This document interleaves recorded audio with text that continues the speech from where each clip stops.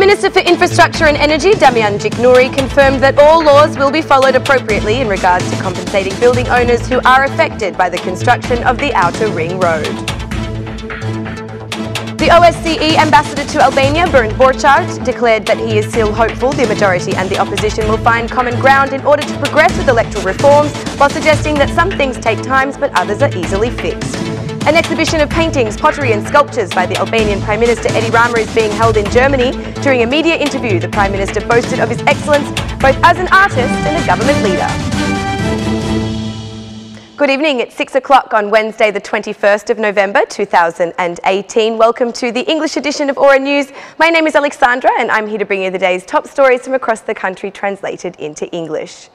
During a presentation of the budget to the Economics Committee, Minister for Infrastructure and Energy, Gjiknuri, also spoke about the construction of the new ring. During his speech, he said that rumours about demolitions are political speculation, as no action will be taken until the publication of the decision of the Council of Ministers for Expropriation. There has been no deviation in this project. The project is a continuation of the concept of the Outer Ring according to the parameters of an urban highway that enables smooth passage for both sides of the road. There has been a great political speculation. No corrupt processes have been undertaken. There is only political opposition that hinders the development of this important project. People from the authorities, both the Albanian Road Authority and the municipality, have stuck to the plan and collected concrete data for management of the areas, said Gjiknuri. There can be no demolition processes without a decision of the Council of Ministers for Expropriation. And expropriation will occur according to the law. Any other information is simply prepared politically by the opposition. It should be noted that the decision by the Council of Ministers can only be issued for the 123 persons who hold appropriate ownership certificates. Once the decision of the Council of Ministers has been communicated, the funds will be allocated and the coordination of the release as compensation for demolished dwellings will begin. Those who have been living in illegal dwellings have no provisions under the law. However, we have gone over and above the legal requirements and will provide them with 3 years of rental assistance, followed by the opportunity to benefit from soft loans or social housing, concluded Gjiknuri.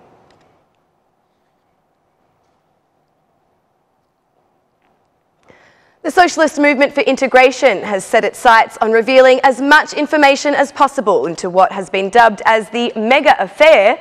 That is, what the opposition accuses are the corrupt actions around the Outer Ring project. The leader of the SMI's parliamentary group, Edi Rama, accused the Prime Minister of not only deceiving residents on the issue of legalisation, but also abusing with public by inflating the value of the road's construction. A road that should cost no more than 5 or 6 million euros now has a price tag of 40 million euros. That represents a theft of over 30 million euros. The Prime Minister must answer to justice in regards to this, alongside all those who are involved in this mega theft. It is quite clear that these so-called tender procedures are the most corrupt affairs in the history of this country, remarked Vasili of the SMI. Using Twitter and a hint of sarcasm to issue his statement of response, Prime Minister Edi Rama wrote that the engineers within the DP and SMI should explain to their MPs why there is a difference in price between the per-metre cost in constructing a road when compared to purchasing fabric for clothing.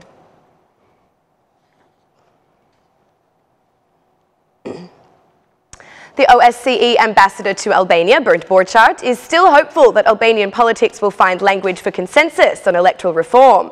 Although the Central Election Commission has started preparations for the administration of the local elections on June 30th as per the old code, Borchardt does not see this as an obstacle to the work of the ad hoc parliamentary commission. Borchardt acknowledges that while some issues have a quick fix solution, much of the work to be done is ongoing and expected to run on a long-term timeline. In particular, he referred to the use of new voting technologies such as the introduction of electronic voting as one of the OSCE ODIHR recommendations that would require a little more time to be successfully implemented, as well as the depoliticisation of commissions. Borchardt went on to add that whilst it was positive to see the number of members of the CEC rise to 5 from 4 that it had in the previous years, it was regretful to see the 2 empty seats that remained in the Commission due to the lack of the opposition's nomination. He warned the political parties of the importance of the functioning of this institution and encouraged them to learn from past mistakes.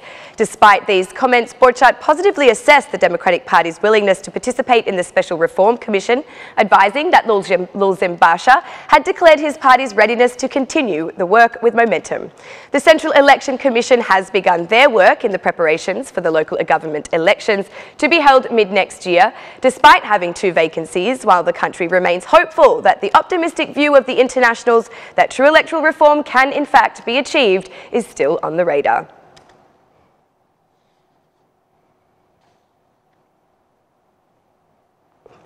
Parliament has begun discussing draft laws that will be part of the screening process. The draft law on notaries, developed in cooperation with experts of Euralis, has been discussed by the Legal Commission, and it has been determined that the concept of becoming a notary by inheritance will be a thing of the past. The Tirana Notaries Chamber has declared their opposition against the draft law, arguing it as unconstitutional and discriminatory. Regardless of their opposition, the chair of the Legal Commission, Ulsi Manya, said that they will approve the draft by the end of this round of parliamentary sessions. The screening process is a preparatory phase for the opening of negotiations for Albania's integration into the European Union, which is expected to start by June of next year. Approval of the law was postponed due to the Justice Ministry's disagreement on the number of notaries per capita, with the law currently offering the provision of 1 per every 15,000 inhabitants.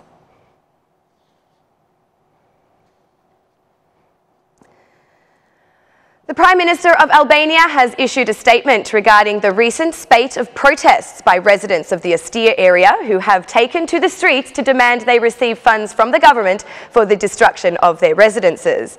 According to Prime Minister Edi Rama, their claims for 100% compensation are shrouded in dishonesty.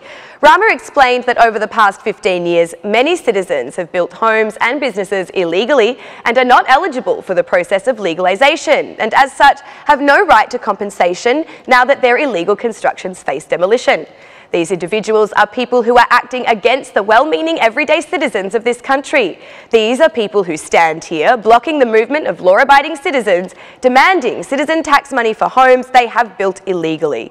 These are individuals that have not just 1 illegal dwelling, but 4 or 5, sometimes up to 8. They illegally construct these buildings in Tirana, on the coast, and in the villages they derive from. These individuals steal land from the Albanian people and then demand the citizens' taxes are provided to them at 100% of the value in the current day. These individuals are bullies and menaces. They are the most discouraging examples of the total degradation of the social and political thinking of this country. To have applied for legalisation does not make your dwelling legal. We will not provide ownership certificates to dwellings built on roadsides, on archaeological sites, over water or sewerage pipes, or in the path of electrical lines. That which makes a dwelling ineligible for legalisation is all set out clearly within the confines of the law. There is a huge misunderstanding surrounding this concept. Building a home where you see fit is not the same as building a home on land which is yours for the building.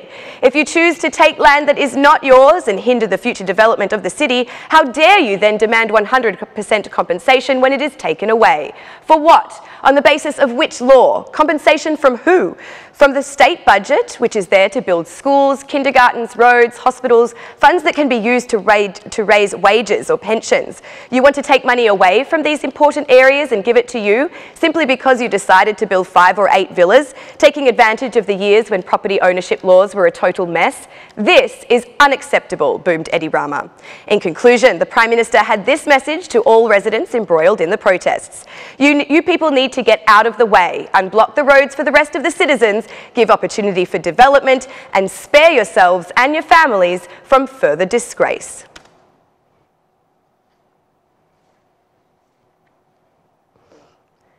The German television network ARD has dedicated significant airtime to the exhibition of Prime Minister Edi Rama in Germany, which showcases his personal works such as wall paintings, pottery and sculptures. The exhibition is being held in the city of Rostock. While some may feel nervous or embarrassed by such an exhibition being displayed, the Prime Minister of Albania is not void of self-esteem, instead talking of himself with some of the highest praise possible. During a 5-minute chronicle on the head of the Albanian government, the Prime Minister Minister talked not only about his political and artistic career, but has also shared moments of his personal life, such as images of his son, Zaho, and his wife, Linda.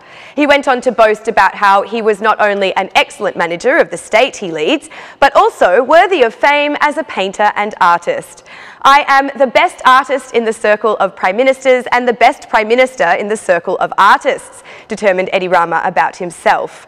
The Prime Minister then gave a tour of his artistic studios for the German media. The exhibition opened on November 17th, with doors remaining open to visitors until the 6th of January. And that's the news across the country today. Thank you for watching our English edition this evening, and be sure to join us again every Monday to Saturday at 6 p.m. for the latest news from Albania. Once again, on behalf of Aura News, thank you and good night.